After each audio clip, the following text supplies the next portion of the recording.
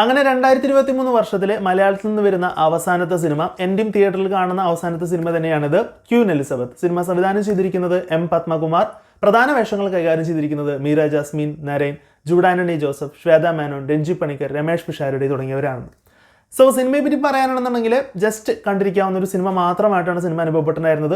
കാര്യമായിട്ടുള്ള പുതുമകളൊന്നും സമ്മാനിക്കാത്ത, പലപ്പോഴായിട്ടും പല സിനിമകളിലായിട്ടും കണ്ടുമടുത്തിട്ടുള്ള ആ ഒരു പ്ലോട്ട് അല്ലെങ്കിൽ ആ ഒരു സബ്ജക്റ്റിനെ തന്നെ ഇവിടെ യാതൊരു വിധത്തിലും ഒരു തരത്തിലും ഇൻട്രസ്റ്റിംഗ് ആക്കാത്ത രീതിയിൽ തന്നെയാണ് സിനിമ പ്രസൻറ്റ് ചെയ്തതായിട്ടാണ് എനിക്ക് പേഴ്സണലായിട്ട് തോന്നിയിട്ടുണ്ടായിരുന്നത്. നമുക്ക് സിനിമയെ പറ്റിയിട്ട് ഡീറ്റെയിൽ ആയിട്ട് സംസാരിക്കാം. You watching Steve's views, it's me Steven. Queen Elizabeth എന്ന് പറഞ്ഞ സിനിമ പ്രധാനമായിട്ടും ഫോക്കസ് ചെയ്യുന്നത് മീര ജാസ്മിൻ്റെ ക്യാരക്ടറെ ബേസ് ചെയ്തുകൊണ്ടാണ്. ആ ഒരു ക്യാരക്ടർ വളരെ അറഗൻ്റ് ആയിട്ടുള്ള, സ്വന്തം കാര്യങ്ങൾ നോക്കി ജീവിക്കുന്ന ഒരാൾ എന്നുള്ള രീതിയിലാണ് പോകുന്നത്. ഒരു കൺസ്ട്രക്ഷൻ കമ്പനിയും കാര്യങ്ങളൊക്കെ ഉണ്ട്. ആരുമായിട്ടും കാര്യമായിട്ടുള്ള അടുപ്പങ്ങളും കാര്യങ്ങളൊന്നും വെക്കുന്നില്ല. എല്ലാവർക്കാണെന്നുണ്ടെങ്കിൽ ഭയങ്കര വെറുപ്പും വിദ്വേഷമൊക്കെയാണ് പുള്ളിക്കാരത്തോട് ഉള്ളത്. അങ്ങനെ ഇരിക്കെ ഒരു ബിസിനസ് മീറ്റിങ്ങിൻ്റെ ഭാഗമായിട്ട് കോയമ്പത്തൂരിലോട്ട് യാത്ര ചെയ്യുന്നു. അവിടെ വെച്ച് ഒരു സംഭവം ഉണ്ടാവുകയാണ്. തുടർന്ന് തൻ്റെ ജീവിതത്തിൻ്റെ അർത്ഥം എന്താണ്, തൻ്റെ ജീവിതം കുറച്ച് മാറ്റങ്ങളൊക്കെ വരുത്തണം, മറ്റുള്ളവരുടെ സ്നേഹത്തിൽ പെരുമാറണം തുടങ്ങിയിട്ടുള്ള ഒരു തിരിച്ചറിവുണ്ടാവുന്നു. തുടർന്നുണ്ടാവുന്ന സംഭവങ്ങളും കാര്യങ്ങളൊക്കെയാണ് സിനിമ പ്രധാനമായിട്ടും പറയുന്നത്. എന്താണ് ആ സംഭവിച്ച കാര്യം എന്ന് പറഞ്ഞൊരു പക്ഷേ അത് സ്പോയിലറായി പോകും എന്നുള്ളതുകൊണ്ടാണ് ഞാൻ പറയാത്തത്.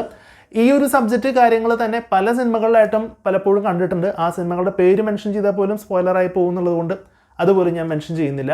പക്ഷേ അത്തരം കാര്യങ്ങൾ ഒരു തരത്തിലും എൻഗേജ് ചെയ്യിപ്പിക്കാത്ത തരത്തിൽ ഒരു ടിപ്പിക്കലായിട്ടുള്ള ക്ലീഷയായിട്ടുള്ള രീതിയിലാണ് സിനിമ പ്രസൻറ്റ് ചെയ്തിട്ടുണ്ടായിരുന്നത്. ഒരു മീര ജാസ്മിൻ്റെ തിരിച്ചുവരവ് പ്രതീക്ഷിച്ച് പോകുന്ന പ്രേക്ഷകരെ സംബന്ധിച്ചിടത്തോളം യാതൊരു തരത്തിലും ഒരു മേഖലയിലും തിരിച്ചുവരവില്ലാത്ത രീതിയിലാണ് സിനിമ മുന്നോട്ട് പോകുന്നത്.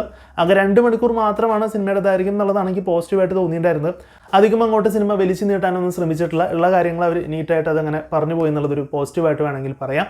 മീര ജാസ്മിൻ്റെ പ്രകടനങ്ങൾ നോക്കുകയാണെന്നുണ്ടെങ്കിലും കുറേ വർഷങ്ങൾക്ക് ശേഷം തിരിച്ചു വരുന്നത് കൊണ്ട് തന്നെ ആ ഒരു ക്യാരക്ടറായിട്ട് അങ്ങോട്ട് സിങ്കാവാത്ത പോലെ ചില സമയത്തൊക്കെ തോന്നിയിരുന്നു. എന്തൊക്കെയോ എവിടേക്കോ ഒരു മിസ്റ്റേക്കോ ഒരു മിസ്സിങ്ങോ ഒക്കെ ഉള്ള പോലെ ആ ഒരു ക്യാരക്ടർ തോന്നിയിട്ടുണ്ടായിരുന്നു. സിനിമയുടെ തുടക്കം തൊട്ട് അവസാനം വരെ മീര ജാസ്മിൻ ഉണ്ടെന്നുണ്ടെങ്കിൽ പോലും എടുത്തു പറയത്തക്ക ഒരു പ്രകടനമായിട്ട് കാഴ്ചവെച്ച പോലെയൊന്നും തോന്നിയിട്ടുണ്ടായിരുന്നില്ല.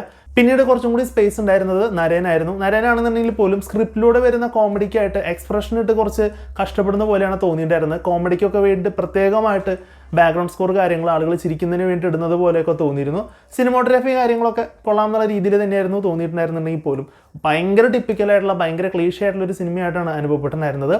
ജസ്റ്റ് മീര ജാസ്മിനെ കാണണം, അല്ലെങ്കിൽ ഇതുപോലുള്ള ഒരു ഫീൽ ഗുഡ് മൂവി അല്ലെങ്കിൽ ഇതുപോലുള്ളൊരു എസ്കേപ്പിസം മൂവിയൊക്കെ കാണണം എന്നുള്ള രീതിയിൽ കാണുന്നുള്ളവർക്ക് തീർച്ചയായിട്ടും കണ്ടു നോക്കാവുന്ന ഒരു സിനിമയായിട്ടാണ് അനുഭവപ്പെട്ടിട്ടുണ്ടായിരുന്നത്. മറ്റ് ടെക്നിക്കൽ മേഖലയെ പറ്റിയിട്ട് കൂടുതലായിട്ടൊന്നും എനിക്ക് പറയാനായിട്ട് തോന്നുന്നില്ല. കാരണം അത്രയും ഒന്നും തന്നെ നമ്മളെ പിടിച്ചിരുത്തുന്ന തരത്തിൽ അല്ലെങ്കിൽ ഇത് കൊള്ളാം എന്നുള്ള തരത്തിലോ ഒന്നും തന്നെ തോന്നിയിട്ടുണ്ടായിരുന്നില്ല എന്നാണ് പറയുന്നത്. പിന്നെ തീർച്ചയായിട്ടും മീര ജാസ്മിൻ ഇത്രയധികം പ്രായമായിട്ടും ഇപ്പോഴും നല്ല കാണാൻ ഭംഗിയുണ്ട് എന്നുള്ളത് സിനിമയിലൂടെ തന്നെ പറയുന്നുണ്ട്. അത് പറയാതിരിക്കാനായിട്ട് വയ്യ. സിനിമയിലെ മറ്റ് ടെക്നിക്കൽസ് ആയിട്ട് നോക്കുകയാണെന്നുണ്ടെങ്കിലും കാര്യമായിട്ടൊരു ഇമ്പാക്റ്റ് സിനിമയിൽ ക്രിയേറ്റ് ചെയ്യാനായിട്ട് സാധിച്ചിട്ടുണ്ടായിരുന്നില്ല. എടുത്തു പറയത്തക്ക സംഭവങ്ങളൊന്നും തന്നെ സിനിമയിലില്ലാത്തതുകൊണ്ട് തന്നെ ജസ്റ്റ് കണ്ടിരിക്കാവുന്ന ഒരു സിനിമ മാത്രമായിട്ടാണ് സിനിമ അനുഭവപ്പെട്ടിട്ടുണ്ടായിരുന്നത്.